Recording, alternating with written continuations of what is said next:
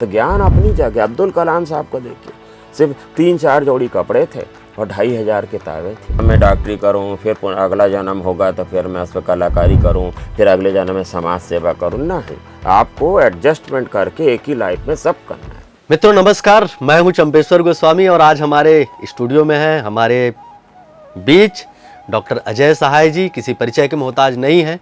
सुप्रसिद्ध अभिनेता, बहुआयामी व्यक्तित्व और कृतित्व के धनी, जो समाज के क्षेत्र में भी, साहित्य के क्षेत्र में भी, कला के क्षेत्र में भी, जिनकी उपलब्धि राज्य में ही नहीं अपितु राष्ट्रीय और अंतर्राष्ट्रीय उपलब्धि है, ऐसे जो व्यक्तित्व हैं वो हमारे बीच उपस्थित हैं। सर, आपका हार्दिक अभिनंदन है, स्वागत है, नमस्कार। धन्यवाद। सर, कैसे हैं आप अभी? मैं बहुत अच्छा हूं और इस समय तो विशेष रूप से बहुत ही अच्छा और बहुत ही आह्लादित हूं, क्योंकि शहर के बीचों बीच इतने खूबसूरत स्टूडियो में और आप जैसी हस्ती जो डॉक्टरेट पा चुकी है, बहुत अच्छे आप एक कलाकार हैं, साहित्यकार हैं, और जो मुझे पिछले हफ्ते भर से ढूंढ रहे हैं, और आज हमारा सौभाग्य से आज हमारा मिलन हुआ और मुझे आपके साथ यहाँ पर साक्षात्कार देने का अवसर प्राप्त हुआ। यह अवसर मुझे प्राप्त हुआ, इसलिए आज विशेष रूप से आह्लादित हूँ मैं। सर, आप कलाकार हैं, चिकित्सक हैं, लेखक हैं, डायलॉग राइटर हैं, शॉर्ट फिल्म बनाते हैं, बड़ी बड़ी फिल्में करते हैं और बहुआयामी आपका राष्ट्रीय नहीं अंतर्राष्ट्रीय आपकी पहचान है। मैं लेखन के क्षेत्र पर आप से चाहूँगा कि उस पर आप प्रकाश डालें कि जब आप लिखते हैं और बहुत सारी चीज़ें लिखते हैं तो उस लेखनी को कागज़ में उतारने के समय, शब्द के रूप में उतारने से पहले आप क्या सोचते हैं, क्या करते हैं, कहाँ से आपको प्लॉट मिलता है? आपने जो सवाल पूछा उसका उत्तर 2 भागों में देता हूँ मैं जी। एक तो मैं मेडिकल राइटर भी हूँ। मेरे जो लिखे हुए जो लेख हैं बीमारियों के ऊपर, वो देश विदेश की सोवेनियर्स में छपे हैं, मैगजीन्स में छपे हैं। रेगुलर बीमारियों के ऊपर लोगों को सचेत करने के लिए, जागरूक करने के लिए जो आपकी प्रसिद्ध पत्र पत्रिकाएं हैं उनमें प्रमुखता से मेरे लेख छपते हैं। और मेडिकल बुक्स का भी मैं राइटर हूं जो बीमारियों से संबंधित लिखता हूं। और मैं समझ रहा हूं कि आप मुझे जो ये कला मनोरंजन के क्षेत्र में जो आप जो लेखनी चाहते हैं कि मैं क्या लिखता हूँ, कैसे लिखता हूँ, तो मैं बता दूँ कि मेरे पिताजी एक बहुत बड़े शिक्षाविद थे जी। तो वो बहुत हाईली क्वालिफाइड थे, शिक्षा विभाग में उनका थे। परिचय देते हुए बात करेंगे सर, अच्छा लगेगा। हाँ, बहुत ही एक ईमानदार, इतना ईमानदार इंसान मैंने नहीं देखा जिसने 1 रुपया भी कभी एक्स्ट्रा किसी से न लिया न दिया। और ज़िंदगी भर एक ही बात बोलते थे, पूत तो सपूत तो का धन संचय, पूत कपूत तो का धन संचय। अगर मेरे बेटे अच्छे होंगे खुद ही अपनी ज़िंदगी बना लेंगे, घर मकान बंगला गाड़ी खरीद लेंगे। और अगर मेरे बच्चे को कपूत होंगे, बच्चे अच्छे नहीं होंगे, तो उनके लिए क्या करना कुछ करके। तो ये उनका सिद्धांत था। और बोलते ना, खाली हाथ आया था खाली हाथ जाएगा, ये हमारे पिताजी का सिद्धांत था। लेकिन हम बहुत उनके शुक्रगुजार हैं, हम सब भाई बहन, कि उन्होंने हमें एक शिक्षा की तालीम दी। पढ़ो पढ़ो पढ़ो, पढ़ाई ही काम आती है आगे चल के। और मेरी माँ आगरा से थी।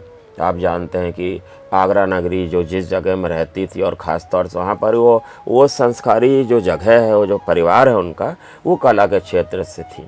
बहुत अच्छी गायिका थी, बहुत अच्छा वादक थी।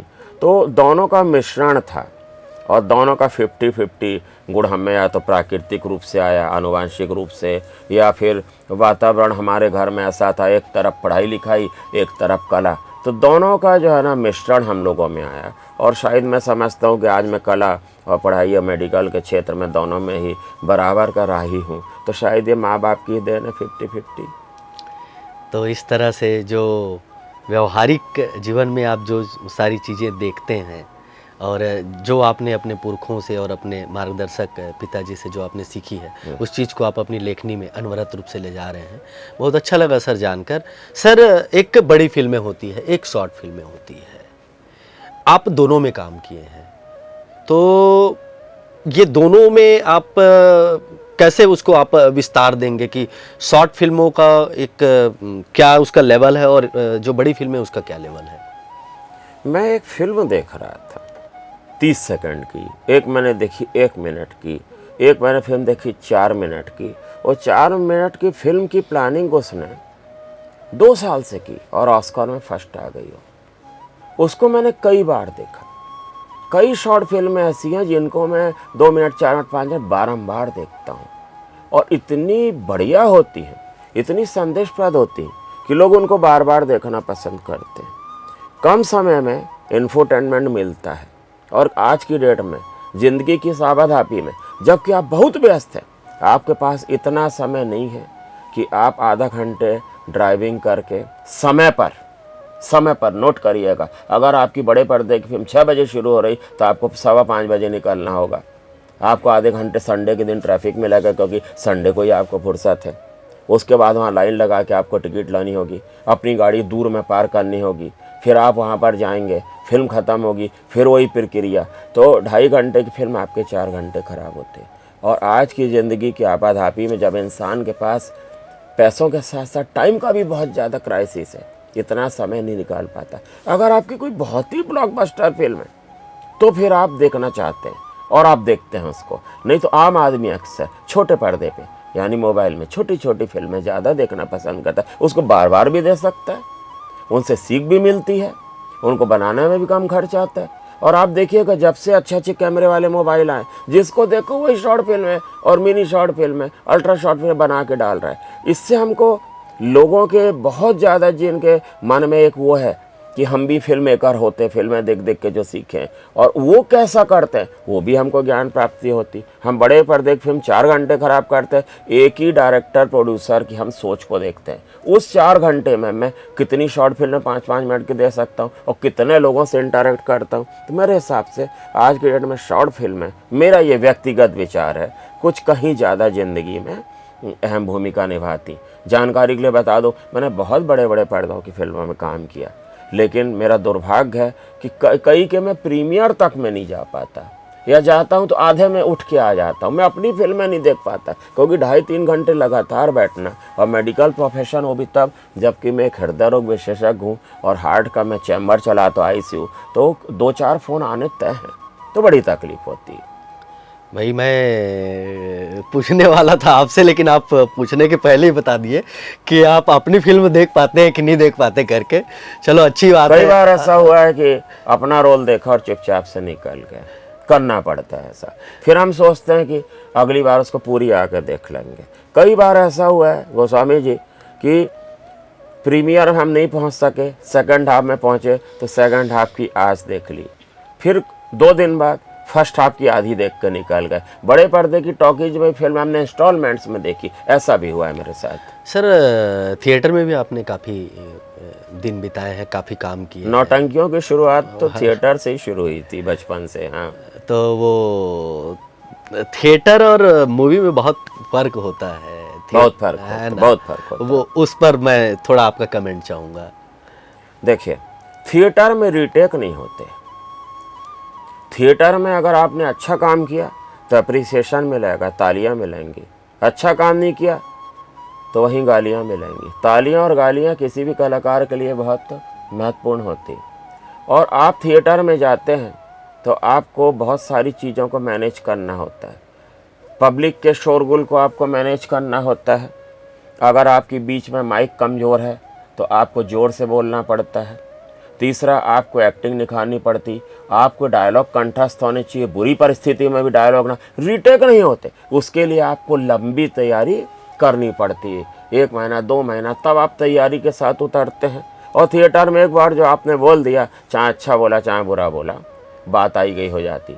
फिल्म में क्या है, आपको स्क्रिप्ट दे दी गई, बहुत धीमी प्रक्रिया है, कैमरे के सामने जाना है, एक बार में आपने 2 बार 10 बार 5 बार 20 बार, जब तक डायरेक्टर संतुष्ट नहीं है, आप संतुष्ट नहीं हैं, या आप ग्रुप सीन कर रहे हैं तो सभी लोग अपने अपने डायलॉग को सही जब तक नहीं बोलते तब तक आप रीटेक लेते जाओ, बार बार करो, तो रीटेक की सुविधा होती। तो उसमें सेट पे ज़्यादा टाइम खराब होता है। कोई ड्रामा अगर 1 घंटे का तो 1 घंटे में ख़त्म हो जाएगा तय, लेकिन एक शूटिंग में आपको हो सकता है बहुत टाइम लग जाए। और लेकिन आपको पहले से कोई डायलॉग रटने जैसी तैयारी नहीं करनी होती। आप अपने एक्सप्रेशन बार बार चेंज कर सकते हैं। इवन अगर आपने मज़ेदार ढंग से नहीं बोला, आप उसको डबिंग में आप सुधार सकते हैं, या वो सीन आप कटवा सकते हैं कि मुझे ये अच्छा नहीं लग रहा। और सबसे बड़ी बात यह है कि जब आपकी फिल्म पर्दे पर आती है, जिसको अच्छी लगे ताली बजाओ, जिसको पसंद नहीं आए गाली दो, हमको क्या फ़र्क पड़ना है, कोई हम सुन तो नहीं रहे। देख तो नहीं रहा, सामने पर्दे फिल्म चल रही। तो ये तालियों और गालियों वाली जो बात है ना, ये सिनेमा और जो आपका एक्टिव है जो आप प्ले करते हैं, दोनों में ये महत्वपूर्ण होती है। आप मुंबई भी दौड़ जाते हैं, आप छत्तीसगढ़ी में भी दौड़ जाते हैं, और आप बहुत सारी भाषाओं में भी आप काम कर लेते हैं, और इसमें आपको बहुत सारे अलग अलग क्षेत्रों के अभिनय करने वालों से आपका मिलना होता है, निर्देशकों से मिलना होता है। तो कितनी भिन्नता पाते हैं अलग अलग जगह काम के मामले में, या एक तरह से एक प्रोफेशनल जो वाली बात होती है? जैसे हमारे जैसे जो डॉक्टर लोग होते हैं, जिनके ज़िंदगी में रोज़ 50 नए तरह के मरीज आते हैं। एक मरीज़ तो रोज़ नहीं आएगा, 40 साल की प्रैक्टिस है मेरी, रोज़ 50 नए लोग आते हैं। मरीज अगर 5 है तो मिलने वाले उनके अटेंडेंट 10 आते हैं। आप देखिएगा सबकी शक्ल सूरत, प्रेजेंटेशन, व्यवहार, कोई बड़े मृदु भाषी होकर धन्यवाद अदा करते हैं, कोई संतुष्ट नहीं होते तो रब भाषा में बात करते हैं। तो ऐसे तरह तरह के इंटरेक्शन, तरह तरह की फेस वैल्यू, तरह तरह के एक्सप्रेशन से हमारा रोज़ पाला पड़ता है। और फिल्मों में भी वही है। फिल्मों में आप नए नए डायरेक्टर के साथ काम कर रहे हो, हर बार नए नए आर्टिस्ट हैं। तो एक जो डॉक्टर होता है, या मैं हूँ, तो मैं बहुत एडजस्टेबल हूँ पब्लिक में। आप मुझे कहीं भी खड़ा कर दीजिए। आज आप ज़िंदगी में मेरा पहली बार इंटरव्यू कर रहे हैं, लेकिन आपको कहीं नहीं लग रहा, मुझे नहीं लग रहा कि हम पहली बार ऐसा कर रहे हैं। मिले हम बहुत है आपस में। तो एक एडजस्टेबल अगर इंसान हो जाता है तो फिर उसको कोई फ़र्क नहीं पड़ता। आप कहीं भी उसको खड़ा कर दीजिए, किसी के साथ भी खड़ा कर दीजिए, किसी के साथ भी एक्ट करने बोलिए, कोई प्रॉब्लम नहीं है। You have to be adjustable, और बहुत ज़्यादा धैर्यशील होना जरूरी है। सर, जिस तरह से मैं आपको सर्च करते देखता हूँ, आप जिस तरह से आप काम के क्षेत्र में जाते हैं, और उस हिसाब से आपको बहुआयामी बहुत सारे अवार्ड भी मिले, इंटरनेशनल अवार्ड मिले हैं, और तब आपको नहीं लगता कि काफ़ी कुछ मिल गया, मुझे अब हो गया? कभी सुर्खियों में रहने की तमन्ना नहीं की मैंने, कभी सुर्खियों में रहने की तमन्ना नहीं की मैंने। आप मुझे जानते पहचानते, ये मेरे लिए बहुत बड़ा उपहार है और सम्मान है। भाई वाह, भाई वाह। कर्म किए जाओ, फल की इच्छा मत करो। बहुत सही है। आप अपने चिकित्सा के क्षेत्र में भी बहुत सारे विषयों में विशेषज्ञ हैं। काम किया है, खाली बैठना पसंद 19-20 विषयों में भी आप विशेषज्ञ हैं, अलग अलग बीमारियों में भी। पढ़ाई भी जारी रखी मैंने, खाली बैठना पसंद नहीं। जिंदगी ना मिलेगी दोबारा ना, जो करना भी करो, एक पल भी फालतू व्यतीत नहीं करने का। सर, एक आपका बहुत चर्चित प्रोग्राम था, नेशनल लेवल का प्रोग्राम था, जो आप दूरदर्शन में करते थे, कल्याणी जी। उसके बारे में किस तरह का आप उसमें प्रोग्राम करते थे, और पब्लिक के साथ उस कार्यक्रम का जुड़ाव कैसा था, और इतना बड़ा उनको उसको अवार्ड मिला है? देखिए, कल्याणी विश्व की सबसे बड़ी ये इंफोटेनमेंट की दुनिया में प्रसारित होने वाली सबसे लंबे समय तक एक हेल्थ मैगजीन थी, जो दूरदर्शन से ये आपकी पूरे देश भर में प्रसारित होती थी। इसका उद्देश्य ये था कि सामान्य जो बीमारियां होती हैं उनके बारे में घर तक, क्योंकि देखिए दूरदर्शन की पहुंच घर तक है, हर किसी घर में फ्री में टेलीविज़न चलता है, दूरदर्शन आता है। तो जब ये देखा कि बहुत सारे लोग जो होते हैं, ख़ास तौर से महिलाएं, जैसे उनको अंदरूनी अंगों कैंसर है, ये घरों से बाहर आने में डरती, या तो उनको अवसर प्राप्त नहीं होता या संकोच करती, तो इनको शिक्षित कैसे करें? तो दूरदर्शन के माध्यम से हम घर घर तक पहुंच जाते हैं। वो लोग उसको देखेंगे, जब हम अपने लक्षण बताएंगे, इस बीमारी के लक्षण है, वो लोग उसको देखेंगे, और लक्षणों को भी सामान्य ढंग से हम नहीं बताएंगे। किसी को आप ज्ञान दोगे ना, उसको फर्क नहीं पड़ेगा। उसी को डेमोन्स्ट्रेट करोगे, मनोरंजक ढंग से बताओगे, तो उसको जल्दी लोग आत्मसात करेंगे। हम सिनेमा देखते हैं, पूरी कहानी हमको एक बार में याद हो जाती, क्योंकि ऑडियो विजुअल होता है। वही बच्चे किताब पढ़ते हैं, 10 बार पढ़ते याद नहीं होता, परीक्षा में फेल हो जाते हैं। वही बच्चा पिक्चर देखता है तो उसको पूरी कहानी याद हो जाती, पूरे डायलॉग बाहर निकल के बोलने लगता है। तो ऑडियो विजुअल का प्रभाव बहुत अच्छा होता है। तो उसी हिसाब से कल्याणी डिजाइन की गई। मैं डॉक्टर हूँ, इसीलिए उसका मुझे एक्स्ट्रा बेनिफिट मिला, और ये बीमारियों के ऊपर एपिसोड था, तो बहुत सारे स्पेशल एपिसोड्स की मैंने इसमें जो है ना स्क्रिप्ट लिखी, और डायलॉग लिखे, और निर्देशन भी किया। और बताने में बहुत फ़ख्र हो रहा है, गर्व होता है कि वे इस कल्याणी प्रोग्राम की जो स्ट्रेटजीज़ थी, कथाएं थी, इंफोटेनमेंट जिस तरह हमने प्रेजेंट किया था, इंफॉर्मेशन विद एंटरटेनमेंट, जानकारी के साथ आपका जो है ना ये प्रदर्शित जो हमने किया, तो जानकारी के साथ मनोरंजन। तो कोफी अन्नान की अध्यक्षता वाली मीटिंग में भी इसकी चर्चा हुई, कि ऐसा भी लोग होता है। दूसरा क्या हुआ कि लोगों ने घरों में टीवी देखा और जो लक्षण डॉक्टर बताता था वो लक्षण देख के, अरे ये तो कैंसर का लक्षण है, अरे ये तो टीबी का लक्षण है, ये तो HIV एड्स का। घरों से खुद मरीज निकल कर अस्पतालों तक आने लगे। तो लोगों की हेल्थ में सुधार हुआ, एक बहुत बड़ी क्रांति आई स्वास्थ्य के क्षेत्र में। और फिर जो मैंने लिखे ये कहानियाँ, तो इसको Bill Gates malaria international award मिला मलेरिया के लिए। और दूसरा, इस जो कल्याणी प्रोग्राम की का नॉमिनेशन एक ऑस्कर, इंटरनेशनल टीवी की दुनिया में ऑस्कर के समकक्ष एक अवार्ड होता है स्विट्जरलैंड में, रोज डी और, उसके लिए भी 2005 में नामांकन हुआ। तो इंटरनेशनल लेवल पे ये फेमस हुई। चिकित्सा से कला के लिए क्या निकालते हैं और कला से चिकित्सा के लिए क्या निकालते हैं? कुछ नहीं निकालना है, सब कुछ एक ही साथ है, सिर्फ आपको पैनी नज़र रखनी है। ठीक, अब आप बोलेंगे दूध से आप कैसे मक्खन निकाल रहे हैं, पनीर निकाल रहे हैं, कुछ नहीं, बस आपको देखना है कि मथना कैसे है। आपने मथानी से उसको मथ दिया, अपने आप अलग हो जाएगा। बस हम लोग वही करते हैं, सिर्फ पैनी नज़र। अब ऐसे भी डॉक्टर होता है तो किसी मरीज की खूबसूरती नहीं देखता, वो देखता है कि इसके शरीर में कितनी बीमारियां हैं। उसकी नज़र बीमारियों पे होती है, उसकी खूबसूरती बदसूरती या कैसा दिखता है कितना बड़ा नहीं होता। ऐसी पैनी नज़र हमारी होती है। मैं डायलॉग भी लिखता हूँ तो मैं देखता हूँ कितने तरह के नए नए करैक्टर रोज जीवन में आते हैं। जो करैक्टर मज़ेदार लगा उसको हमने अपने जीवन में उतार लिया, उसको सिनेमा पे ले आए। स्क्रिप्ट पे आप कॉमेडी को बड़ी आसानी से मिला लेते हैं सर, कैसे होता है ये? बस वही पैनी नज़र कि लोग कैसे बोलते हैं, क्या करते हैं, क्या नहीं करते हैं। अब आपने बोला तो मुझे याद आ रहा है कि एक महिला मेरे पास आई बच्चे को दिखाने के लिए, बोली कि बच्चे को दिखाना है। तो मुझे ऐसा लगा कि उसका बच्चा थोड़ा सा तुतलाता है। तो मैंने पूछा क्या तकलीफ़ है बच्चे को, ऐसा वैसा 3-5 दुनिया भर की बात हुई। फिर मैंने उसे धीरे से पूछा क्यों, तुम्हारा बच्चा तुतलाता है क्या? तो नाराज हो गई, मेरे बच्चे को तोतला बोलते हो? मेरा बच्चा तोतला नहीं है। मैंने कहा लेकिन मुझे ऐसा क्यों लग रहा है? तो बोली नहीं, मेरा बच्चा तोतला नहीं है, ये हमेशा नहीं तुतलाता, जब बोलता है तभी तुतलाता है। तो जब बोलता है तभी, तो ये नेचुरल कॉमेडी, उसी को मैं पर्दे पे ले आ रहा हूँ। तो कौन सा मैंने अच्छा है बुरा है तीर मार लिया, जो देखा उधर ले आया। तो जो कॉमेडी है, जो दुख दर्द है, लोग कैसे, अभी मैं आया तो लेट हो गया, एक पेशेंट की डेथ हो गई, तो लोग कैसे दुख के समय में रिएक्ट करते हैं, अलग अलग रिएक्ट करते हैं, वो हम उसमें से चुरा लेते हैं करेक्टर। कैसे नेचुरल कॉमेडी आती। अब आप फूहड़ कॉमेडी लोग करते हैं, उससे मैं बहुत चिढ़ता हूँ। आप प्राकृतिक कॉमेडी लाइए, अच्छी डिग्निफाइड कॉमेडी लाइए। कॉमेडी करने के लिए आपको फूहड़ता करना जरूरी नहीं। तो इस तरह से हम लोग उसमें मैं उसमें से कहानियाँ, डायलॉग और एक्टिंग निकालता हूँ। डॉक्टर साहब एनी टाइम दिमाग वाली डायरी आपकी स्टार्ट रहती है और हमेशा आप उसको नोट करते हुए चलते हैं। सर आते जाते भी काफ़ी कुछ सोचते रहते हैं, इस चक्कर में रास्ते में और मैं आपको देखता हूँ कि हमेशा छोटी गाड़ी साथ में चलते हैं, और आप जब ड्राइविंग करते हैं तो आजू बाजू वाले लोग घबरा जाते हैं, ऐसा कुछ तो नहीं है ना? नहीं, आप छोटी गाड़ी में चलते हैं, ब्रांड न्यू गाड़ी, बड़ी गाड़ी में मत चलिए, क्योंकि जो ट्रैफिक है वो तो कभी सुधरने से रहा।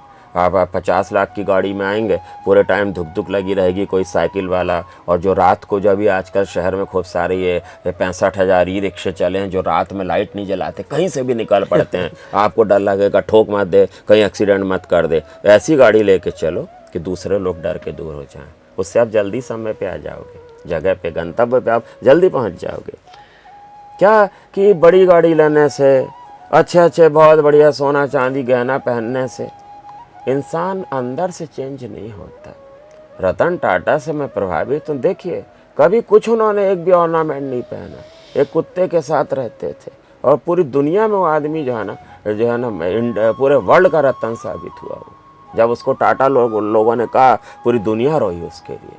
तो ज्ञान अपनी जगह। अब्दुल कलाम साहब को देखिए, सिर्फ 3-4 जोड़ी कपड़े थे और 2,500 किताबें थी, और देश के राष्ट्रपति बने।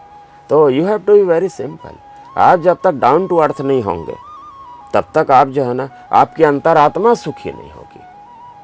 और कोशिश ऐसी करें कि आप सबके बीच के इंसान बने। डॉक्टर आदमी है, इनको डॉक्टरी करनी चाहिए, इनको रास्ते में नाचने कूदने का क्या फ़ायदा है, इस तरह की बहुत सारी बातें आपके साथ हुई है। बोलने दीजिए लोगों को, क्या फ़र्क पड़ता है, बोलने दीजिए। मैं तो बोलता हूँ कि एक छत्तीसगढ़ी में कहावत है ना, मरैया ला वापिस ला सकत हूँ, बुलैया के मुंह बंद नहीं कर सकूँ। जो आदमी मर रहा है, यमराज लेने आ गया, उसको यमराज के हाथों से वापस छीन के ला सकता हूँ, मतलब जिंदा कर सकता हूँ, लेकिन बोलने वाले का मुंह नहीं बंद कर सकता। मुंह भी उसका, बोली भी उसकी, बोलने दीजिए, क्या फ़र्क पड़ता है। कुल मिला के हमारे डॉक्टर साहब जो है नाचेंगे भी, गाएंगे भी, झूमेंगे भी, सब और करेंगे, लोगों ये के जिंदगी ना मिलेगी दोबारा। और लोगों के लिए जिएंगे भी। ऐसा नहीं है कि इस जन्म में डॉक्टरी करूं, फिर अगला जन्म होगा तो फिर मैं उस पर कलाकारी करूं, फिर अगले जन्म में समाज सेवा करूं। नहीं, आपको एडजस्टमेंट करके एक ही लाइफ में सब करना है। समय कीमती है। सर, बुरा से बुरा वक्त टल जाता है, पत्थर भी प्यार में पिघल जाता है। आशा न छोड़ो परिभाषा मिलेगी कि जीवन की खुशी से कैसे मिल पाता है। बहुतों की कोशिश देखकर खुद को है मैंने समझाया, यहाँ कोई बिछड़ता है तो कोई मिल जाता है। आप हमसे मिले, इतनी अच्छी हमारी आपकी बातें हुई, आपको बहुत बहुत धन्यवाद। नमस्कार सर। नमस्कार और दिल से धन्यवाद। तो मित्रों, आज हम डॉक्टर अजय सहाय सर से बात कर रहे थे, आयामी व्यक्तित्व के धनी, जिन्होंने न सिर्फ कला के क्षेत्र में बल्कि चिकित्सा के क्षेत्र में भी वैश्विक स्तर पर अपना स्थान बनाया है। आगे फिर आप सबसे मेरी मुलाकात होगी, तब तक के लिए अनुमति दीजिए।